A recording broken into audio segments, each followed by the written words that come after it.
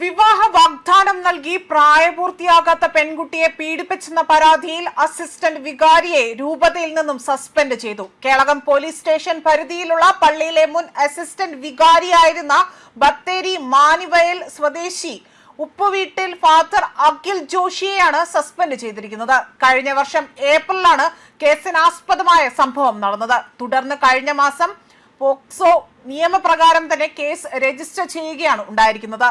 പിന്നീട് ഒളിവിൽ പോയിരുന്ന പ്രതിയെ കേളകം SHO വലിയ രീതിയിൽ സാഹസികമായി തന്നെ ഒരു സംഘം അദ്ദേഹത്തെ പിടികൂടുകയാണ് ചെയ്തത്. അറസ്റ്റ് രേഖപ്പെടുത്തിയ പ്രതിയെ കോടതിയിൽ ഹാജരാക്കി റിമാൻഡ് ചെയ്യുകയും ചെയ്തിരുന്നു. ഇപ്പോൾ മാനന്തവാടി രൂപതയിൽ നിന്നും ഒരു പ്രധാനപ്പെട്ട നടപടിയാണ്, അതിന്റെ വാർത്തകളാണ് പുറത്തു വന്നിരിക്കുന്നത്. രൂപതയിലെ പുരോഹിതനായിരുന്ന ഫാദർ അഖിൽ ഉപ്പുവീട്ടിലിനെതിരെ ഉയർന്ന കാനൂൻ നിയമ ലംഘന ആരോപണങ്ങളെ തുടർന്ന് അന്വേഷണം പൂർത്തിയാക്കുന്നതുവരെ അദ്ദേഹത്തെ സസ്പെൻഡ് ചെയ്തതായി തന്നെ ബിഷപ്പ് ജോസഫ് പെരുന്നേടം അറിയിച്ചിരിക്കുകയാണ്. ഈ ഉത്തരവ് മാർച്ച് 9, 2026 പുറപ്പെടുവിച്ചിരിക്കുന്നത്. ഉത്തരവനുസരിച്ച് സസ്പെൻഷൻ തൽക്ഷണം പ്രാബല്യത്തിൽ വന്നിരിക്കുകയാണ്.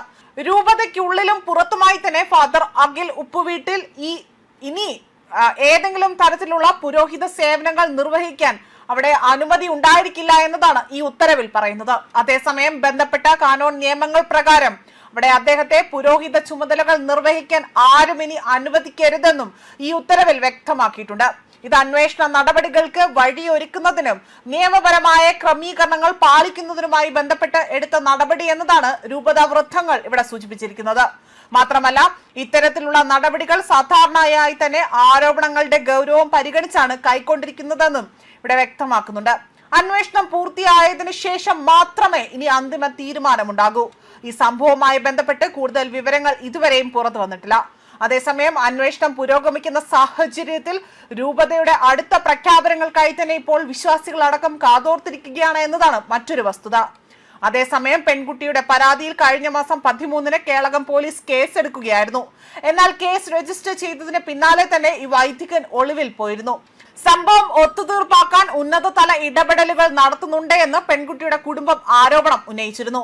പ്രതിക്കെതിരെ പോക്സോ നിയമത്തിലെ വിവിധ വകുപ്പുകൾക്ക് പുറമെ തന്നെ ഭാരതീയ ന്യായ സംഹിതയിലെ വകുപ്പുകൾ കൂടി ചേർത്തുകൊണ്ടാണ് കേസ് എടുത്തിരിക്കുന്നത്. കോടതിയിൽ ഹാജരാക്കിയ പ്രതിയെ റിമാൻഡ് ചെയ്യുകയും കേളകം ഇൻസ്പെക്ടർ ഇതിഹാസ് താഹയുടെ നേതൃത്വത്തിലുള്ള സംഘമായിരുന്നു പ്രതിയെ പിടികൂടിയതും. ന്യൂസ് ഡെസ്ക് കർമ്മ ന്യൂസ്.